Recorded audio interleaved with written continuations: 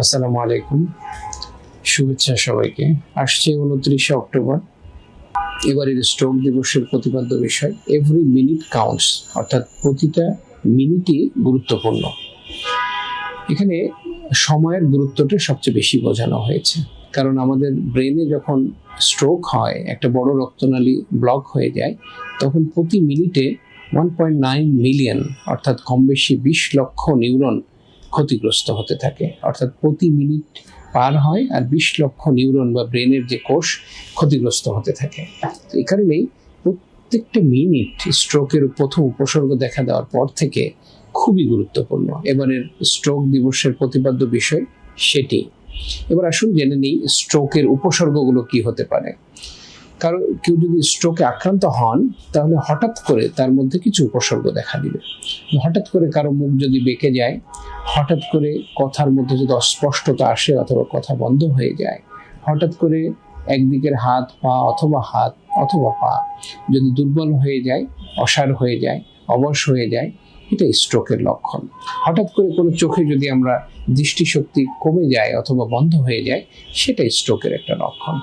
অথবা এমন বেশি মাথা ব্যথা শুরু হলো, জীবনে কখনো এত বেশি মাথা ব্যথা কোনো উপভোগই করে নেই সে, এবং সাথে বমি হচ্ছে, অজ্ঞান হয়ে গেল, এটাও স্ট্রোকের লক্ষণ।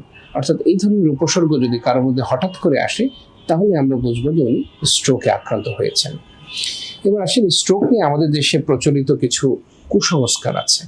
1 নম্বর কুসংস্কার হচ্ছে, সবাই মনে করে যে স্ট্রোক হার্টের রোগ, অর্থাৎ heart stroke.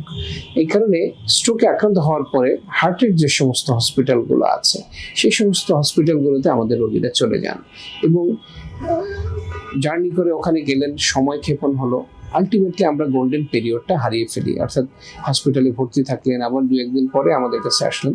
In the mean time যে সময়ে তার আসলে চিকিৎসার দরকার ছিল, সেই চিকিৎসার সময়টা পার হয়ে গেল এবং প্রতিটা মিনিটেই তার ক্ষতি হয়ে গেল। এই কারণে আমাদের বুঝতে হবে, স্ট্রোক হলো ব্রেনের রোগ, ব্রেনের রক্তনালীর রোগ। আর হার্টের রোগ যেটা, হার্ট অ্যাটাক। হার্টে যদি কারোর অ্যাটাক হয়, তাহলে বুক ব্যথা হয়, সাথে ব্যথাটা ঘাড়ের দিকে, হাতের দিকে যেতে পারে অথবা পিঠের দিকে যেতে পারে, সাথে ঘাম দিতে পারে, বমি হতে পারে। কিন্তু ব্রেন স্ট্রোক যখন করে, তখন আমরা একটু আগে আলোচনা করলাম উপসর্গগুলো কি হতে পারে। সেই সমস্ত উপসর্গগুলো দেখা দিলেই আমাদের স্ট্রোকে একজন ব্যক্তি আক্রান্ত হয়েছে বলে আমরা মনে করি। স্ট্রোকে আক্রান্ত হওয়ার পরে আসলে কি করা উচিত? আমাদের ফ্যামিলিতে মা আছে, বাবা আছে, অথবা মুরব্বীরা আছেন, কেউ না কেউ হয়তো স্ট্রোকে আক্রান্ত হয়েছেন বা হবেন। তো আমাদেরকে জানতে হবে যে স্ট্রোকের উপসর্গগুলো দেখা মাত্রই দ্রুততম সময়ে আমাদের স্ট্রোক রেডি হসপিটাল, যেটা অর্থাৎ স্ট্রোকে যে সমস্ত স্ট্রোকে আক্রান্ত রোগীদের চিকিৎসা হয়, যে সমস্ত হাসপাতালে যে সমস্ত চিকিৎসকরা স্ট্রোকের চিকিৎসা করে থাকেন, তাদের কাছে খুব দ্রুততার ভিত্তিতে শরণাপন্ন হতে হবে। না হলে আমরা যদি সময় ক্ষেপণ করি, যেমন আমাদের গ্রামে কিছু মিথ আছে যে স্ট্রোকে আক্রান্ত হয়েছে, মুখটা বেঁকে গিয়েছে, তো সে কবিরাজের কাছে যাচ্ছে, স্থানীয় ডাক্তারদের কাছে যাচ্ছে, এরকম করে সে 2-3 দিন পার করে ফেললো এবং in the mean time golden time যেটা, সেটা আমরা ক্ষেপণ করে ফেললাম। আলটিমেটলি তার আধুনিক চিকিৎসা যেটা দেওয়ার কথা ছিল, সেটা দেওয়া সম্ভব হয় না। এই কারণে স্ট্রোকে আক্রান্ত হওয়ার সাথে সাথে প্রথম কথাই হচ্ছে, দ্রুততম সময়ে আমাদেরকে স্ট্রোক রেডি হসপিটাল অথবা স্ট্রোকের চিকিৎসক যারা আছেন, তাদের শরণাপন্ন হতে হবে। স্ট্রোকে আক্রান্ত হলে কাদের স্ট্রোক হচ্ছে, এটা আমাদেরকে বুঝতে হবে। স্ট্রোকে যারা আক্রান্ত হচ্ছেন, তাদের মধ্যে অবশ্যই কিছু না কিছু ঝুঁকি ফ্যাক্টর থাকে, রিস্ক ফ্যাক্টর থাকে। সেগুলোতে যারা আক্রান্ত, ওনারাই পরবর্তীতে স্ট্রোকে আক্রান্ত হন। এর মধ্যে প্রথম আছে উচ্চ রক্তচাপ। যাদের নাকি উচ্চ রক্তচাপ আছে, তাদের 50% ক্ষেত্রেই, কেউ কেউ বলছে 70% ক্ষেত্রেই উচ্চ রক্তচাপ স্ট্রোকের জন্য দায়ী। এই কারণে আমরা যদি উচ্চ রক্তচাপ নিয়ন্ত্রণ করতে পারি, তাহলে স্ট্রোকের ঝুঁকি থেকে আমরা 70% ক্ষেত্রে আমরা স্ট্রোকের ঝুঁকি থেকে মুক্ত হতে পারি। এরপরে আসছে ডায়াবেটিস মেলাইটাস, অর্থাৎ কারো যদি আনকন্ট্রোল ডায়াবেটিস থাকে, সেক্ষেত্রেও স্ট্রোকের ঝুঁকির হারটা অনেক বেশি বেড়ে যায়। 50% ক্ষেত্রে এই স্ট্রোকের সাথে ডায়াবেটিসের সম্পর্ক আছে। অর্থাৎ আমরা যদি ডায়াবেটিস নিয়ন্ত্রণ করি, তাহলে 50% ক্ষেত্রে আমরা স্ট্রোকের ঝুঁকি থেকে মুক্ত হতে পারি। এরপরে আসছে যে স্মোকিং, অর্থাৎ আমরা অনেকে সিগারেট স্মোক করি, অ্যালকোহলিজমের সাথে অনেকে জড়িত। এরকম সিগারেট স্মোকিং এর সাথে যারা জড়িত আছে, 25 to 30% ক্ষেত্রে স্মোকিংটা আমাদের স্ট্রোকের সাথে জড়িত। তো আমরা যদি স্মোকিংকে পরিহার করতে পারি, ধূমপানকে পরিহার করতে পারি, সেক্ষেত্রে অবশ্যই আমরা স্ট্রোক থেকে মুক্তি পেতে পারি, স্ট্রোকের রিস্ক থেকে আমরা দূরে থাকতে পারি। আর এরপরে আসছে আমাদের শরীরে চর্বির মাত্রাটা অনেকেরই বেশি আছে, আমরা স্থূলকায় হয়ে গিয়েছি, আমরা কায়িক পরিশ্রম করছি না, আমাদের শরীরে চর্বিটা বেড়ে গিয়েছে, রক্তে চর্বির মাত্রা বেশি। এই ধরনের রোগগুলোকে আমরা বলি ডিসলিপিডিমিয়া, ওবেসিটি। অর্থাৎ ডিসলিপিডিমিয়া যাদের থাকে তাদের ক্ষেত্রে স্ট্রোকের ঝুঁকিটা অনেক বেশি থাকে। এই কারণে স্ট্রোকের ঝুঁকির মধ্যে আমাদের বর্তমান যে সংস্কৃতি, বর্তমান যে লাইফস্টাইল, সেটা একটা বড় গুরুত্বপূর্ণ রিস্ক ফ্যাক্টর। অর্থাৎ আগের যুগে আমাদের লাইফস্টাইল একরকম ছিল, এখনকার লাইফস্টাইলটা টোটালি ডিফারেন্ট। আমরা রাতে কম ঘুমাই, আমরা স্ট্রেসফুল লাইফ লিড করি, আমরা কায়িক পরিশ্রম কম করি, মেন্টাল প্রেশার অনেক বেশি নেই, নির্ঘুম রাত কাটাই, যার কারণে আমাদের মধ্যে স্ট্রোকের ঝুঁকিটাও অনেক বেশি বেড়ে যায়।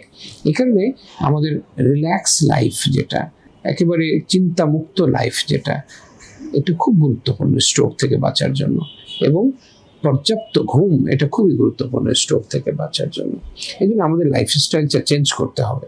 খাদ্যাভ্যাসের কথা বলি, খাদ্যাভ্যাসের মধ্যে যাদের অতিরিক্ত কার্বোহাইড্রেট, ফ্যাট এবং লবণ এই জাতীয় খাদ্যদ্রব্য যাদের খাবারের তালিকায় সবচেয়ে বেশি থাকে, তাদের ক্ষেত্রে কিন্তু স্ট্রোকের ঝুঁকিটা বেড়ে যাচ্ছে।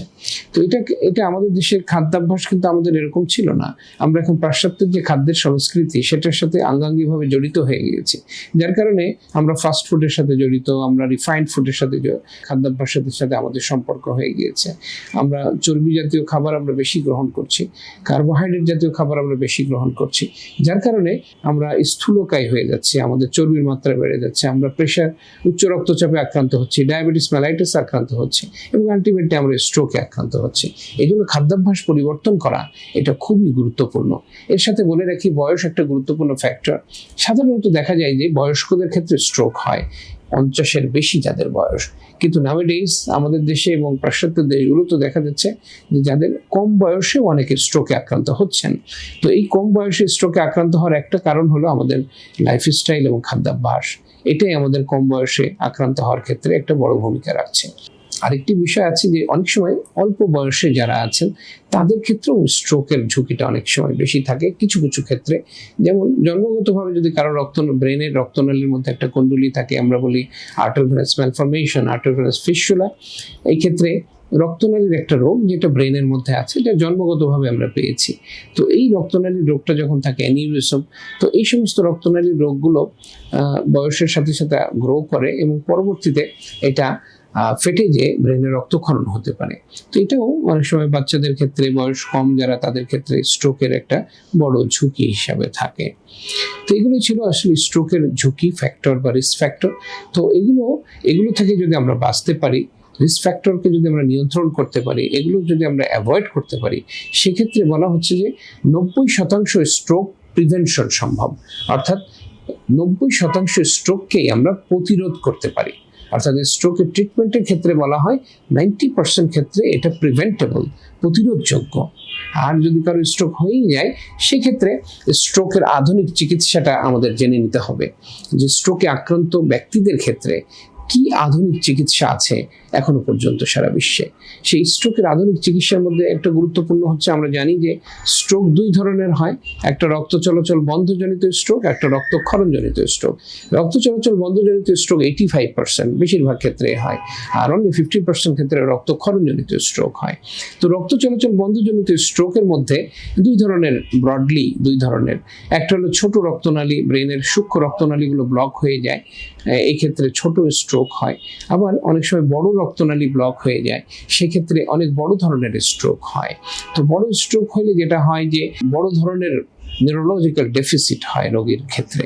তো সেখান থেকে আমাদের বলা হচ্ছে যে এই যে আধুনিক চিকিৎসা, যেটা 24 ঘন্টার মধ্যে রোগীকে দিতে হবে, এই আধুনিক চিকিৎসা যদি আমরা অফার করতে পারি, আধুনিক চিকিৎসা যদি আমরা দিতে পারি এই ধরনের স্ট্রোকের ক্ষেত্রে, রক্ত চলাচল বন্ধজনিত স্ট্রোকের ক্ষেত্রে, সেক্ষেত্রে আমাদের রোগীদের অনেক বড় উপকার করা সম্ভব। একটি ছোট্ট গল্প বলি যে আমাদের ঢাকা মেডিকেল আমরা কর্মরত ছিলাম অ্যারাউন্ড 12, 12:30 বাজে। আমরা ক্যাথ ল্যাবেই ছিলাম। ক্যাথ ল্যাব হচ্ছে যে স্ট্রোক বা ব্রেনের রক্তনালীর যত রোগ আছে যেগুলো পরীক্ষা নিরীক্ষা করা হয় এবং চিকিৎসা করা হয়, এটা সবচেয়ে বড় একটা ল্যাব, ক্যাথ ল্যাব। হার্টের রিং পরায় যেখানে হার্টের এনজিওগ্রাম করে, ওই ধরনেরই একটা ক্যাথ ল্যাব এটা। এটা ব্রেনের ক্ষেত্রেও ওরকম এনজিওগ্রাম করা যায়, ব্রেনের রিং পরানো যায়, ব্রেনের রক্তনালীর চিকিৎসা করা যায়, ওরকম একটা ল্যাব। আমরা ছিলাম ওখানে। তো আমাদের ইমার্জেন্সিতে একটা পেশেন্ট আসলে, পেশেন্টটা হঠাৎ করে, সিএনজি ড্রাইভার, হঠাৎ করে স্ট্রোকে আক্রান্ত হয়েছে, ওনার ডান হাত ডান পা দুর্বল হয়ে গিয়েছে। তো ডান হাত ডান পা দুর্বল হওয়ার পরে আমাদের ইমার্জেন্সিতে খুব কম সময়ের মধ্যে এসেছেন উনি, মেবি 1.5 hours মধ্যেই উনি আসছেন। তো এত অল্প সময়ের মধ্যে আসার পরপরই আমরা যেটা করেছি যে ওনাকে, আমাদের একজন রেসিডেন্ট ছিলেন, উনি এটা ডায়াগনোসিস করে ইমার্জেন্সি, এবং আলটিমেটলি ওনাকে দোতলায় ক্যাথ ল্যাবে নিয়ে আসে। আনার পরপরই আমরা সিদ্ধান্ত নিলাম যে ওনার টাকা পয়সা যাই থাকুক, যেভাবেই থাকুক, আমরা ওনার একটা আধুনিক চিকিৎসা ওনাকে দিব। তো সেক্ষেত্রে আমরা এনজিওগ্রাম করে দেখলাম যে ব্রেনের বাম দিকের একটা বড় রক্তনালী ব্লক আছে। তো রক্তনালী যখন ব্লক আছে, আমাদের কাছে ছিল, ম্যাটেরিয়ালস ছিল, সেটা দিয়ে আমরা ওই রক্তনালী যে ব্লক হয়ে আছে সেখানে আমরা রক্তনালীর ভিতর দিয়ে যে ওই যে রক্তের দলাটা আছে, সেটা একটা রিং বা স্টেন্টের মতো একটা জিনিস, যেটা ক্যাপচার করে ওই রক্তের দলাটাকে বের করে নিয়ে আসে। এবং আলটিমেটলি যে রক্তনালীটা বন্ধ ছিল, সেই রক্তনালীটা পুরোপুরি এখন খুলে গেল। ওনার একদিকে পুরোপুরি প্যারালাইসিস ছিল, কিন্তু টেবিল থেকে উনি কিন্তু হেঁটে আলটিমেটলি বেডে গিয়েছেন আর কি। অর্থাৎ যে রোগীটা সারা জীবন পঙ্গুত্বের সাথে জেহাদ করতে হইতো, পরিবার, সমাজ, দেশের জন্য বড় বোঝা হয়ে থাকতো, সে কিনা এখন পুরোপুরি তার আগের জীবনের যে কর্মকাণ্ড সেখানে ফিরে গেল। তো এই যে একটা চিকিৎসা অল্প সময়ের মধ্যে আসার কারণে আমরা দিতে পারলাম, এটাই হলো স্ট্রোকের আধুনিক চিকিৎসা। এটাকে বলা হয় মেকানিক্যাল থ্রম্বেক্টমি। তো এইটা একটা সময়ের ব্যাপার, অর্থাৎ কেউ যদি 8 ঘন্টার মধ্যে আসে, সেক্ষেত্রে এই চিকিৎসা তাকে দেওয়া যাবে। 8 ঘন্টা পরে কেউ কেউ বলে কোনো কোনো রোগীর ক্ষেত্রে 16 ঘন্টার মধ্যেও যদি আসে, সেটাও সম্ভব। কিছু কিছু রোগীর ক্ষেত্রে 24 ঘন্টার মধ্যেও যদি আসে, সেক্ষেত্রেও এই মেকানিক্যাল থ্রম্বেক্টমি যেটা আমি বললাম, সেটা দেওয়া সম্ভব। আরেকটা চিকিৎসা আছে আধুনিক চিকিৎসা, যেটাকে আমরা বলি আইভি থ্রম্বোলাইসিস, অর্থাৎ শিরাপথে একটা ইনজেকশন দেওয়া। সেই ইনজেকশনটা দিলে যে রক্তের দলাটা রক্তনালী ব্লক করে রেখেছিল, সেটা ডিসলিউশন হয়ে যায়, ভেঙে যেয়ে সেদিকে স্বাভাবিক রক্ত চলাচল প্রতিস্থাপিত হয়। তো সেই যে আইভি থ্রম্বোলাইসিস, সেটাও কিন্তু সময় নির্ভর। অর্থাৎ কোনো রোগী স্ট্রোকে আক্রান্ত হওয়ার পরে প্রথম উপসর্গ দেখা দেওয়ার পর থেকে 4.5 ঘন্টার মধ্যে যদি আমাদের কাছে আসে, সেক্ষেত্রে আমরা ওই শিরাপথ ইনজেকশনটা দেওয়া হয়। ইনজেকশনটা দেওয়ার পরপরই ঘন্টা 2-1.5 মধ্যেই ওই যে রক্তনালী যেটা ব্লক হয়ে গিয়েছিল, সেটা খুলে যেতে পারে। তো এটা একটা অনেক বড় একটা ব্যাপার। শিরাপথ ইনজেকশন যে কেউ যে কোনো জায়গায় দেওয়া যায়। তো এই কারণে সারা বাংলাদেশের এই আইভি থ্রম্বোলাইসিস যদি আমরা প্রচলন করতে পারি, সেক্ষেত্রে অনেক স্ট্রোকের রোগী আছে যাদেরকে নাকি আমরা অনেক ডিসেবিলিটি, মর্টালিটি থেকে আমরা মুক্তি দিতে পারবো। তো এটা একটা আধুনিক চিকিৎসা। আরেকটি চিকিৎসা আছে বাইপাস, অর্থাৎ কোনোভাবে যদি আমরা এই রক্তনালী এন্ডোভাস্কুলার ওয়েতে, অর্থাৎ মেকানিক্যাল থ্রম্বোক্টমি, আইভি থ্রম্বোলাইসিস যেটা দুটো বললাম, এটা যদি না দিতে পারি, সেক্ষেত্রে অনেক ক্ষেত্রেই আমরা বাইপাস করতে পারি। অর্থাৎ ব্রেনের যে রক্তনালীটা ব্লক হয়ে গিয়েছে, সেখানে আমরা আরেকটা বাইরের ব্রেনের চামড়ার রক্তনালীকে ভিতরে নিয়ে যেয়ে আমরা ছোট্ট একটা ক্রেনিওটমি করে ভিতরে নিয়ে ব্রেনের রক্তনালীর সাথে লাগিয়ে দিই। সেক্ষেত্রেও রিভাস্কুলারাইজেশন হয় এবং পেশেন্টের অনেক বেশি উপকার হয়। তো এই যে আধুনিক চিকিৎসাগুলো, এগুলো সবই সময় নির্ভর।